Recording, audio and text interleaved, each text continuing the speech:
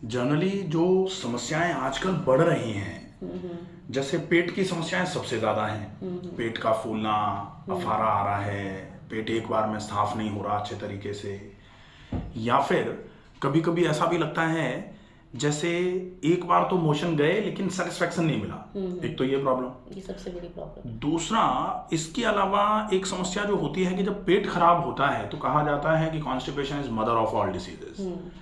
कि आपका पेट की खराबी में चाहे वो कब्ज हो, चाहे वो अपच हो, चाहे वो गैस बन रही हो, इन सब का कारण क्या है कि पेट अच्छे से साफ नहीं हो रहा है, इसलिए ये सब गड़बड़ हो रही है। या फिर कि आपको 4-5 बार जाना पड़ रहा है, 6 बार जाना पड़ रहा है। कई लोग ऐसे होते हैं कि हाँ हमको तो हर बार खाते ही कुछ खा लेंगे मोशन जाना पड़ेगा, तो उसको भी पेट की खराबी की कंडीशन में ही रखा जाता है। तो अगर कुछ भी ऐसी स्थिति है तो आपको क्या क्या घर में फॉलो करना चाहिए, बहुत ईजी सा। जैसे आप यहाँ आए, आपने यहाँ बहुत कुछ किया, प्राकृतिक चिकित्सा भी चली, योग चिकित्सा भी चली, फिजियोथेरेपी भी चली, आपकी डाइट की थेरेपी जिसमें आपको जो जरूरी है वही कार्ड में लिख के दिया गया। इतना सब हम घर में नहीं कर सकते। एक्यूपंक्चर चला, एक्यूप्रेशर चला, कपिंग, जो भी कुछ है वो सारा, लेकिन हम घर में तो घर को हॉस्पिटल नहीं बना सकते। नहीं। तो घर में कुछ ऐसी चीजें जो आप आराम से घर में फॉलो कर पाओ अपना काम करते हुए। ऐसा भी नहीं कर सकते कि हम पूरा सब कुछ छोड़ के केवल फॉलो पे ही फॉलो करें कि भाई पूरा का पूरा ध्यान हम केवल खाने पीने पे दे रहे हैं या व्यायाम पे दे रहे हैं, बाकी सब छोड़ दिया। मजबूरी आती है तो ये भी करना ही पड़ता है। जैसे नौकरियां लोग छोड़ करके, या नौकरियां छोड़ क्या देते हैं, छोड़नी पड़ जाती हैं। बीमार ज्यादा हो गए तो हॉस्पिटल में ही भर्ती हो जाते हैं लोग। और फिर कभी कभी ऐसी स्थिति होती है कि आपको कह दिया जाता है कि भाई प्राइमरी आपके लिए हेल्थ है, तो आप बाकी सब से दिमाग हटाओ, आप हेल्थ पर ज्यादा से ज्यादा फोकस करो। लेकिन वो कंडीशन नहीं आए, उसके लिए छोटी छोटी चीजों का फॉलोअप है, बहुत छोटे छोटे नियम। उनमें से आपको सबसे पहले क्या करना है, एक नियम बना दो कि एक ग्रास को गिन करके 60 बार चबाएंगे, चाहे कुछ भी होता रहे, लेकिन हम खाना जल्दी में नहीं खाएंगे। ठीक है। आजकल क्या हो रहा है, हो सकता है मजबूरी हो, लेकिन हो ये रहा है कि सवेरे ऑफिस के लिए निकलना है और उसी समय नाश्ता करना है। तो इतनी भगदड़ में नाश्ता होता है, जैसे पिक्चरों में या कहीं हम सीरियल्स में देखते हैं ना कि बैग इधर टांगा और इधर से मोबाइल पकड़ा, लैपटॉप का बैग इधर से टांग लिया और एक हाथ से कुछ खाते हुए, नहीं हम बाद में मिलेंगे करते हुए दौड़ के जा रहे हैं। तो ये जो एकदम से इतनी जल्दी में खाया गया खाना, कहा जाता है कि जल्दी का काम शैतान का। अब काम शैतान का है कि नहीं जल्दी का, लेकिन जल्दी में खाना तो डेफिनेटली आपके रोग के लिए, ये मान लो कि पोषण का काम करेगा, रोग का पोषण होगा उससे। कहा जाता है कि अगर आप रोगी हैं, कोई बीमारी है, ऐसे समय में आप अगर भोजन कर रहे हैं तो वो भोजन आपके शरीर को ना लग करके आपके शरीर में रोग कारक रोगाणुओं का भोजन हो जाता है वो। इसलिए कहा जाता है कि रोग में खाया गया आहार रोगी का नहीं अपितु रोग का पोषण करता है, तो वो नुकसानदायक है। ये जो कंडीशन है कि जल्दी में खा रहे हैं, ये आपके रोग की पुष्टि करने का बड़ा ही अच्छा काम करेगा, तो जल्दी में कभी नहीं खाना चाहिए। तसल्ली से बैठ करके हाउ टू ईट का एक पूरा वीडियो मैंने बना रखा है, करेक्ट वे ऑफ ईटिंग, कि खाना किस तरीके से खाया जाए। क्योंकि अल्टीमेटली हम ये सब जो भी ताम झाम कर रहे हैं, ये क्यों कर रहे हैं भाई, मूल आवश्यकताएं पूरी करने के लिए। क्या चाहिए, भोजन मिल जाए अच्छे तरीके से, रहने के लिए घर हो, उस पर छत बनी हो, बस इसके लिए मूल आवश्यकताएं तो इतनी सी हैं। इन आवश्यकताओं को पूरा करने के चक्कर में हम खाना इस तरीके से खाएं कि आज सब कुछ है हमारे पास, लेकिन स्वास्थ्य चला जाए तो फिर बेकार ही हो जाता है सारा, फिर तो कोई मतलब ही नहीं निकलता। इसलिए चबा के खाना पहले नंबर पर। दूसरे नंबर पर पानी का इंटेक बढ़ाना ही पड़ेगा। अब पानी का इंटेक बढ़ाने के लिए, जैसे अपना गॉल ब्लैडर रिमूव करा रखा है अपन ने, इंडाइजेशन की प्रॉब्लम है, एसिडिटी भी रहती है, तो इन सारी चीजों में अगर हम पानी का इंटेक ज्यादा नहीं करेंगे तो शरीर में गर्मी जो बढ़ेगी, उस गर्मी को बैलेंस कौन करेगा। एक तो काम पानी का होता है, दूसरा अल्कलाइन डाइट, और तीसरा ज्यादा ऑक्सीजन पहुंच नहीं पा रहा क्योंकि हम ब्रीदिंग एक्सरसाइज नहीं कर रहे। ब्रीदिंग एक्सरसाइज भी करते हैं तो पॉल्यूशन इतना है जहां हम रह रहे हैं आसपास कि हम सांस भरना भी चाहें तो भर क्या रहे हैं, गंदी हवा। तो बहुत आवश्यकता है कि आप ज्यादा पानी पिए ही। और अब बात आती है कि भाई हम प्राणायाम करें भी तो क्या भरें, तो अब ऐसा तो पॉसिबल नहीं है कि हम जहाँ रह रहे हैं, जहाँ नौकरी कर रहे हैं, वहाँ से हम हिमालय चले जाएं और वहाँ प्राणायाम करके वापस आएँ।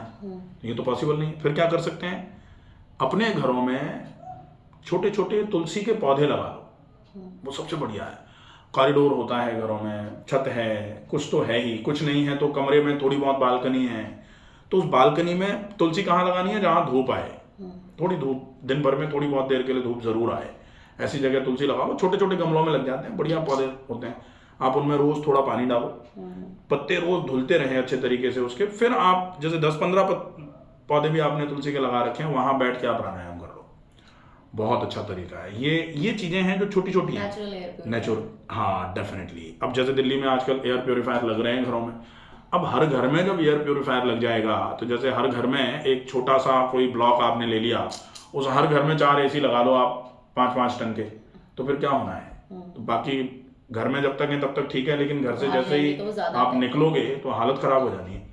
तो ऐसे ही ये नेचुरल प्योरीफायर है। गाड़ी में भी आ गया ना एयर प्योरीफायर, बहुत मुश्किल। अब ये जो एयर प्योरीफायर तो गाड़ी में लगा लिया आपने, घर में लगा लिया आपने, अब एयर प्योरीफायर लगा रहे हो, लेकिन नेचुरल अगर रहेगा तो वो ज्यादा अच्छा है। हाँ, तो ये नेचुरल एयर प्योरीफायर का ही काम करती है। तो घर में ऑक्सीजन प्लांट्स लगाए हुए हैं, बहुत जरूरी है। अब ऑक्सीजन प्लांट्स में, ऑक्सीजन प्लांट क्या, ऑक्सीजन प्लांट में बेस्ट तो तुलसी है। हाँ, तुलसी। अब आजकल जो प्रमोट किया जा रहा है कि ये वाला पौधा, वो वाला पौधा, सबसे अच्छे तरीके से ऑक्सीजन जो आपको देगी और कार्बन डाइऑक्साइड को ही कंज्यूम कर ले लो, तुलसी बहुत अच्छा है। बड़े पेड़ जो होते हैं वो बरगद और पीपल है, तो वो तो अपन घर में लगा नहीं सकते, लेकिन तुलसी तो लगा सकते हैं, और बहुत इजीली आराम से लग जाती है। छोटे छोटे गमलों में लगा दो, 15-20 पौधे लगा दिए अगर, 2 गमलों में, हाँ वो ज्यादा बढ़ा दो, बहुत अच्छा रहेगा। अब तीसरा, एक तो हो गया आपने खाने को ज्यादा चबा के खाना है, दूसरा ज्यादा पानी पीना है, तीसरा इसमें ही आप थोड़ा व्यायाम बढ़ाओ। तो व्यायाम कैसे करोगे, जैसे अगर पॉसिबल हो जाए तो दिन में 2 बार थोड़ी थोड़ी देर के लिए व्यायाम कर लिया। एक बार सवेरे कर लिया खाली पेट, जब आप बिल्कुल मोशन जाने के बाद, मंजन करने के बाद बिल्कुल खाली पेट होते हैं, उस समय थोड़े व्यायाम कर लिए। और एक बार अगर पॉसिबल हो तो डिनर के पहले कर लिया, तो बहुत अच्छा रहेगा। एक्सरसाइजेज जो हैं वो जो हम खा रहे हैं उसका एसिमिलेशन कराने में हेल्प करती हैं। हमने खा लिया, वो पड़ा हुआ है, भरा हुआ है तालाब की तरह। अब हम व्यायाम करेंगे तब उसमें से चीजें यूटिलाइज होना चालू होंगी। अदरवाइज काम है नहीं हमारे पास ज्यादा, व्यायाम हम करते नहीं हैं, तो तालाब की तरह एनर्जी जो है ना शरीर में रुकी रहती है, जो बहुत नुकसान करती है। तो एक्सरसाइजेस करके शरीर में से थोड़ी ऊर्जा खर्च करो रोज। तो थोड़ी ऊर्जा खर्च करेंगे तो फिर खाने का मन करता रहेगा। आज एक और समस्या है, लोग कहते हैं हमको खाने का मन नहीं करता। अब खाने का मन क्यों करेगा भाई, आप जैसे गाड़ी ले आए, अब आप उसमें पेट्रोल डलवाओ लेकिन चलाओ मत, तो फिर दोबारा पेट्रोल तो डलवाने की आवश्यकता नहीं होगी ना। दोबारा पेट्रोल डलाने की कब आवश्यकता होगी, जब खर्च होगा, जब पहले का खर्च होगा। पहले का खर्च कब होगा, या तो फैला दो और या फिर चला लो। हाँ, तो हम शरीर में फैलाने का काम भी कर सकते हैं, लेकिन क्यों प्रोडक्टिव चीजों को खराब क्यों करना। हमने खाना खा लिया और उसके बाद से त्रिफला पाउडर पी लिया, या फिर मान लो हरड़ का पाउडर पी लिया, 10 लग जाएंगे, चीजें खत्म हो जाएंगी वो। लेकिन फिर खाने का क्या उद्देश्य था, खाया क्यों था हमने। टैंक में पेट्रोल भरवाई और नीचे से इंजन का पाइप खोल करके पेट्रोल बहा दो, ये तो फिर अच्छी बात नहीं मानी जाती। इसलिए जरूरी है कि यूटिलाइज तरीके से क्लीन होना इज मोर बेटर। यूटिलाइज करो। यूटिलाइजेशन एक्सरसाइजेस से आएगा या फिर फिजिकल एक्टिविटी से आएगा। फिजिकल एक्टिविटी काम अगर नहीं है तो आप फिर फिजिकल एक्सरसाइजेस कर लो। हाँ, नहीं खेल सकते हो, हाँ कुछ भी, आप टहल लो, आप जॉगिंग कर लो। जैसे यहाँ पे मेरा रूटीन बहुत सेट है, बिल्कुल मॉर्निंग में अपना वॉकिंग, योगा, सवेरे से लेके शाम तक का ये जो रूटीन है यहाँ इतना एंगेजिंग इसीलिए रखा हुआ है कि इंसान को ये पता तो लगे कि डेली रूटीन कैसा होना चाहिए। अभी लग रहा है कितना टाइम है मेरे पास। हाँ, अब वो टाइम क्यों निकल रहा है, क्योंकि हम सवेरे जल्दी जाग जा रहे हैं। हाँ, सवेरे जल्दी जाग जाओगे तो डेफिनेटली सवेरे सवेरे ही हमारे पास बहुत सारे काम तो हमने सवेरे निपटा दिए। अब हम जागे ही अगर 10 बजे, तो डेफिनेटली 10 बजे जागने के बाद फिर हम अपने काम चालू करेंगे। और एक हम 5 बजे जाग गए थे, 5 घंटे का गैप, वो अब 24 घंटे तो 24 ही घंटे होते हैं, उनको तो हम 29 घंटे कर नहीं सकते। हाँ, तो वो सवेरे जागना डेफिनेटली आपको आपके कामों के लिए समय मिलेगा, एक फायदा। दूसरा, सवेरे जागना जिसको बोला जाता है ब्रह्म मुहूर्त उत्तिष्ठे स्वस्थो रक्षार्थम आयुषा, मतलब स्वास्थ्य की रक्षा करने के लिए और आयुष बढ़ाने के लिए, आयु भी बढ़ेगी इससे। सवेरे सवेरे जागना अपने आप में इलाज का काम कर रहा है, ठीक है।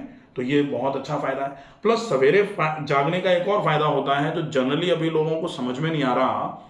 जैसे आप सवेरे 5 दिन केवल जागना, 5 दिन सवेरे जाग करके पानी पी लेना, उसके बाद आपका मोशन क्लियर होना चालू हो जाएगा। मेरे को यहाँ पे एक दिन भी अनिमा लेने की जरूरत फील नहीं हुई। हाँ। बस मैं ले रही हूँ कि है और क्लीनिंग हो जाए और अच्छे से, cleaning बिल्कुल। ये क्यों हो रहा है कि सवेरे सवेरे आप जागते हो, पानी पीते हो, मोशन क्लियर हो जाता है, क्योंकि सवेरे का पानी समय पिए क्लियर हो रहा बिना पानी पिए भी क्लियर होगा। है। हाँ पानी पी के उन लोगों का और अच्छे से क्लियर होगा। जैसे सवेरे सवेरे का समय जो है ना, वात और कफ का समय है, कफ और वात। अब कफ का मतलब है चिकनाई, वात का मतलब है मूवमेंट। तो चिकना करके अगर कहीं कोई चीज, जैसे हाथ पे ऑयल लगा के फिर आप ऐसे करके हाथ फेरोगे तो फ्रिक्शन की आवाज नहीं आएगी, बहुत इजी मूवमेंट होगा। तो ऐसे ही जब कफ पे वात रहता है, ऐसे समय में अगर आप मोशन के लिए जाते हो तो बहुत इजी मोशन पास हो जाएगा, कोई दिक्कत नहीं है। आपको थोड़ा सा पानी पी के और थोड़ा ऊपर से प्रेशर डाल देना है तो वो पूरा का पूरा गट क्लीन हो जाएगा। और गट क्लीनिंग की तो प्रॉब्लम है आजकल, लोग एक बार जाने के बाद, 2 बार जाने के बाद, 3 जाने के बाद भी उनको ऐसा नहीं लगता कि पेट पूरा साफ हुआ है, एनस पे भारीपन लग रहा है, हाथों में भारीपन है, वो प्रॉब्लम करती है। और डेफिनेटली ये बिल्कुल सीधी सी बात है कि अगर जो आपने खाया है उसमें से जो विषाक्त पदार्थ बन करके आंतों में जमा है, अगर वो निकलेंगे नहीं तो सड़ेंगे। और अगर कोई भी चीज आंतों में सड़ेगी और फिर अगर वहां से सड़ता हुआ एब्जॉर्ब हो गया तो फिर मान लो बेकार हो जाएगा। सबसे अच्छी चीज पता है क्या है यहाँ पे? फूड क्रेविंग्स खत्म हो गई। हाँ, फूड क्रेविंग तो इसलिए खत्म हो जाएंगी क्योंकि हम जो फूड दे रहे हैं वो फूड ऐसा है ही नहीं जो एक्स्ट्रा एपेटाइट जनरेट करे। Yes. आपकी नीड है तो आप खा पाओगे, आपकी नीड नहीं है तो आपको ऐसा लगेगा कि हमको खाने नहीं, भैया ये खाना तो कौन ही खाए। फिर पापा इनफैक्ट ये बोलते हैं अनियंस ले ले, मैंने कहा नहीं मुझे नहीं नहीं, कोई जरूरत ही नहीं है। हाँ, मैंने कहा मुझे नहीं खाना। भोजन जितना आवश्यक है और जिस तरीके के भोजन की आवश्यकता शरीर को है वो यही है। फल खा लो, सलाद खा लो, सब्जी खा लो, मोटे आटे की रोटी है वो खा लो, अच्छा मुझे एक आपको दिक्कत ही है, नहीं। जैसे खाना खाने से पहले पपीता खाना चाहिए या खाना खाने के बाद? पपीता एक ऐसा फल है जिसको हम खाने के साथ, खाने के पहले या खाने के बाद कभी भी खाएं, कोई दिक्कत नहीं आ रही। बाकी ऐसा बोला जाता है कि आप भोजन के साथ में कच्ची चीजें ना खाएं। आपको फल खाने हैं, आप पहले खा लो अगर आपको वजन कम करना है तो। अगर वजन बढ़ाना है, और ये भी क्यों, क्योंकि अगर आपको वजन कम करना है तो आप पहले फल और सलाद से पेट भर लो। अब आपका पेट भरा हुआ है, अब आप रोटी ज्यादा नहीं खा सकते, लेकिन आपने पहले रोटी खा ली पेट भर के, उसके बाद आप फल भी खा लो तो फिर एक्स्ट्रा कैलोरी होगी। तो वजन कम करना है पहले खा लिया जाए, वजन बढ़ाने का काम है तो पहले रोटी सब्जी खा ली, उसके 2 घंटे के बाद फल खा लिए, वो चलेगा। लेकिन एक फल ऐसा है जिसको आप खाने के पहले बाद साथ में कभी भी खा सकते हैं, वो है पपीता। पपीते में पेपेन एंजाइम होता है जो डाइजेस्टिव नेचर का है, जो खुद भी डाइजेस्ट होता है और जो उसके साथ खाया गया है उसके डाइजेशन को एनहेंस करने की काम मैं ऑटोमेटिकली सैलड एंड फ्रूट्स पहले ही खाती हूँ। बढ़िया, वो ज्यादा अच्छा है, पहले ही खाए जाने चाहिए। थोड़ा गैप हो जाए तो और भी अच्छा रहे। अब थोड़ा गैप कैसे होगा, आ जाएगा। थोड़ा गैप कैसे होगा, जैसे 15-20 मिनट 30 मिनट पहले खा लिया, उसके बाद फिर हम अपना लंच या फिर डिनर जो भी है वो कर लें, अच्छा रहेगा। अब इसके अलावा बैठे, इसके अलावा आपको जो घर में इजी फॉलोअप पर रखना है वो है कैसे भी करके थोड़ा टाइम आप अपने शरीर को क्लीनिंग के लिए दीजिए। क्लीनिंग के लिए मतलब क्लीनिंग 2 तरीके की होती है, डिटॉक्स जिसको बोलते हैं, शुद्धि, बाह्य शुद्धि और आंतरिक शुद्धि। बाह्य शुद्धि का मतलब बाल से लेकर के तलमों तक एक्सटर्नल क्लीनिंग। एक्सटर्नल क्लीनिंग में हम क्या करते हैं, जैसे सप्ताह में 2 बार बाल धो लिए, 3 बार धो लिए। और स्किन के लिए हम रोज नहाते हैं ही, तो नहाते समय एक बहुत अच्छा प्रोसेस है जो एक्सटर्नल क्लीनिंग को बहुत अच्छे तरीके से एनहांस करेगा, वो है स्पॉन्ज। नहाते समय कपड़े, कॉटन का कपड़ा बाथरूम में रखो हमेशा, उससे हाँ ठीक है, ठीक है, ठीक है, चलेगा चलेगा, बहुत अच्छा है, नेचुरल वाला, बढ़िया। तो वो 3, 5, 7, 10, 15 मिनट के लिए पूरे बॉडी को ऊपर से लेकर नीचे तक अच्छे तरीके से स्क्रब कर दिया, तो जितने भी स्वेट पोर्स हैं, सेबेसियस ग्लैंड्स जो हैं, वो पूरी की पूरी बहुत अच्छे तरीके से स्क्रब हो जाएगा। प्लास्टिक वाले हम यूज नहीं करते, वही वाला यूज करते हैं। बहुत अच्छा, वो कर लिया। इसके बाद फिर एक चीज रह जाती है कि इंटरनल क्लीनिंग कैसे करवाओगे। इंटरनल क्लीनिंग के लिए बहुत जरूरी होता है गट क्लीनिंग। गट क्लीनिंग का मतलब है आंतों की सफाई। आंतों की सफाई के लिए आप वैसे तो लॉन्ग टर्म का जो प्लान है वो तो ये होता है कि ज़्यादा सलाद, ज़्यादा उबली सब्जी, बहुत मोटे आटे की रोटी, बहुत चबा के खाना, ज़्यादा से ज़्यादा पानी पूरे दिन में पीना, थोड़ी एक्सरसाइजेस करना, इससे अपने आप ही आंतें साफ होना चालू हो जाती हैं। कहा जाता है आहार शुद्ध हो आंत्र शुद्धि, भोजन ठीक कर लो तो आंतें अपने आप ठीक होना चालू हो जाती हैं। लेकिन भोजन भी ठीक कर लो और आंतों को थोड़ा सपोर्ट मिल जाए एक्सटर्नल, तो एक्सटर्नल सपोर्ट के रूप में हम जैसे सिंपल जो एडिबल चीज़ें हैं, जैसे हम हरड़ का पाउडर ही ले लें, सप्ताह में अगर एक बार भी ले लिया आधा चम्मच पाउडर, 1 गिलास पानी के साथ में ले लिया सवेरे सवेरे एक बार मोशन जाने के बाद, और उसके आधे पौन घंटे घंटे भर के बाद में 2-3-4 गिलास पानी पी लिया। और ये हम मान लो संडे को कर रहे हैं, मान लो हम ऑफिस नहीं जा रहे या फिर हम जॉब पर नहीं जा रहे कहीं, तो संडे को छुट्टी है तो उस दिन कर लिया। जैसे ही 1 घंटे आधे पौन घंटे घंटे भर के बाद में आप 2-3 गिलास पानी पियोगे तो जो पहले हरड़ का पाउडर आपने लिया हुआ है वो परगेशन का इफेक्ट देगा, हाथों में जो भी कुछ रुका हुआ है वो पूरा साफ हो जाएगा। उसके बाद में कोशिश करके आप उस दिन तो पूरे दिन खूब सारा पानी पी लो, और पूरे दिन उस दिन आप कोई भारी खाना मत खाओ, पूड़ी मत खाओ, पराठे मत खाओ, बाहर का मत खाओ।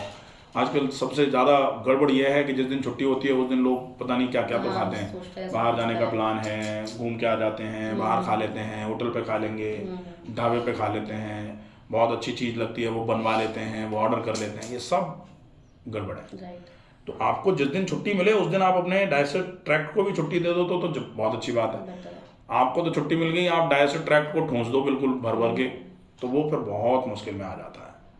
तो आप गट क्लीनिंग कर दो। गट क्लीनिंग अगर कर दोगे तो 5 से 9 वीक अगर आप कर रहे हो तो ज़्यादा से ज़्यादा 2-3 महीने में अपने को लगेगा कि हमारा शरीर तो धीरे धीरे करके पूरा साफ हो रहा है, पूरा बिल्कुल बढ़िया हो जाएगा, सारे सिस्टम्स बहुत अच्छे तरीके से काम करना चालू कर देंगे। जैसे ही सिस्टमिक क्लीनिंग हो गई और सारे सिस्टम्स ने एक साथ मिलजुल करके काम करना चालू कर दिया, हमको कुछ करने की ज़रूरत नहीं पड़ेगी, शरीर अपने आप धक्का मार मार के सारे रोगों को बाहर कर देगा।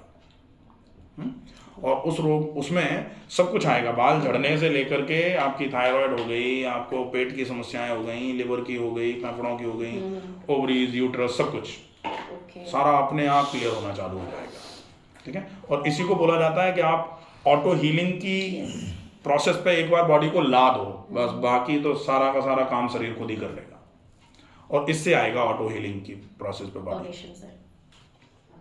ठीक है, इसमें उस दिन कुछ नहीं खाना चाहिए या खाना चाहिए? उस दिन अगर जैसे आपको भूख लग रही है, बहुत भूख लग रही है, आप फल खा लो, और हाँ पपाया खा लो, आप एप्पल खा लो, अनार खा लो, चलेगा ही।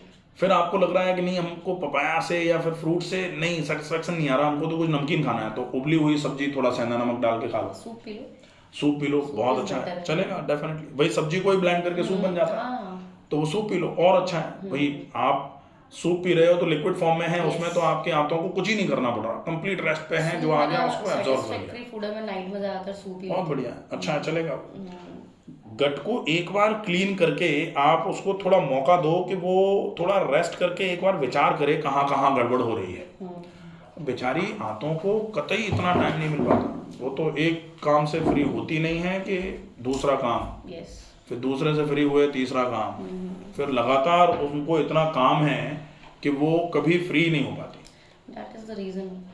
उनको कैसे भी करके गट क्लीनिंग करा के एक बार अच्छा खाना, लाइट डाइजेस्टिव फूड ले लो, 3 से 5 दिन भी अगर कर लोगे, उसके बाद आप 1 in a week कर लो, उसी से पूरा आराम हो जाएगा, कोई दिक्कत नहीं आएगी। ठीक है, तो ये every week करना, पोजीशन करना is good, बहुत अच्छा है, कोई दिक्कत नहीं है। केवल एक चीज आप थोड़ा और ध्यान में रख सकते हो, जैसे हरड़ ले रहे हो तो 1 in a week अगर हरड़ ले रहे हो, आपने उस दिन खूब सारा पानी पिया ही है तो वो गर्मी करेगी नहीं। फिर भी अगर मान लो बाई चांस 1% केस में कि गर्मी होती है, तो उस गर्मी को बैलेंस करने के लिए आपको अल्कलाइन फूड ज़्यादा बढ़ा देने हैं, या फिर 1 चम्मच आप घी ले लो, गर्मी करेगी तो हो सकता है थोड़ा सा रूक्षता भी बढ़े, रूखापन बढ़े, ड्राइनेस, तो ड्राइनेस को कम करने के लिए आप 1 चम्मच घी 1 कप पानी में घोल के सवेरे सवेरे, जब हरड़ से परगेशन हो, हरड़ जब मोशन करा दे, उसके बाद आप 1 चम्मच घी 1 गिलास पानी में घोल के गुनगुने से पानी में उसको पी लो। आपने बताया तो पहले हरड़ लेना है पानी के साथ, फिर उसके थोड़ी देर बाद 4 गिलास पानी पीना है, घूमना है, और उस दिन खूब सारा पानी पीना है,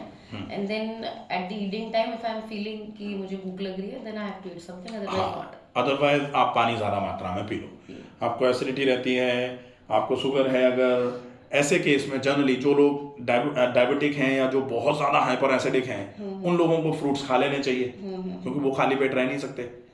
बाकी जो लोग खाली पेट आराम से रह सकें, उनको कोशिश करनी है कि खूब सारा पानी पी के पेट को खाली छोड़ दें।